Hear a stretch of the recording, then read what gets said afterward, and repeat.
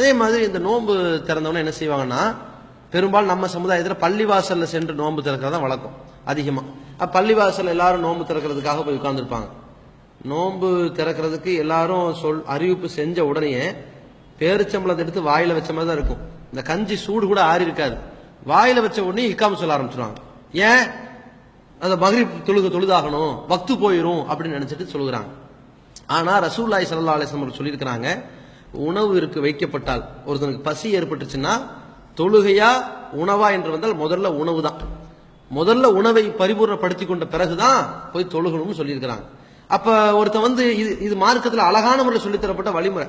ஒருத்தன் கடுமையான பசியில் இருப்பான், தொழுதுட்டு வந்து சாப்பிடலாம்னா தொழுக 3 ரக்காத் முடிகிற வரைக்கும் அங்க என்ன வச்சாங்க, வடை வச்சாங்களா, கஞ்சி வச்சாங்களா, உளுந்து வடை வச்சாங்களா, சட்னி வச்சிருக்காங்களா, யாரும் எடுத்துட்டு போயிட்டாங்களா, இதே கற்பனையில் இருப்பான். ஆனா ஃபர்ஸ்ட் நோன்பு திறந்துட்டு ராகத்தை எல்லாம் சாப்பிட்டுட்டு அப்புறம் போய் தொழுவானே ஆனால் எந்த ஒரு பிரச்சனையும் இருக்காது. இன்னும் சொல்ல போனா இவங்க நினைக்கிற மாதிரி வக்து போயிரு நினைக்கிற அளவுக்கு சுருக்கமான நேரம் அல்ல மகரிப் நேரம். மகரிபுடைய டைம்னு சூரியன் மறைஞ்சதிலிருந்து மகரிபுடைய முடிவு நேரத்துக்கு கிட்டத்தட்ட 80 நிமிஷம் இருக்கு. 1 மணி நேரமும் 20 நிமிடமும் இருக்கிறது. அவ்வளவு டைமுக்குள்ள தொழுகலாம். அதை கவனத்தில் வைத்துக்கொண்டு இப்படி மக்களை சிரமப்படுத்திடக்கூடாது. ரசூலுல்லாஹி ஸல்லல்லாஹு அலைஹி வஸல்லம் சொல்றாங்க, எஸ்ஸிரு வலாத்து அஷிரு, எஸ்ஸிரு வலாத்து அஷிரு, மக்களுக்கு எளிமைப்படுத்துங்கள், கஷ்டப்படுத்திடாதீங்க அப்படின்னு சொல்றாங்க. அதை கவனத்தில் வைத்துக்கொண்டு இந்த மாதிரி அமைத்துக் கொள்ள வேண்டும்.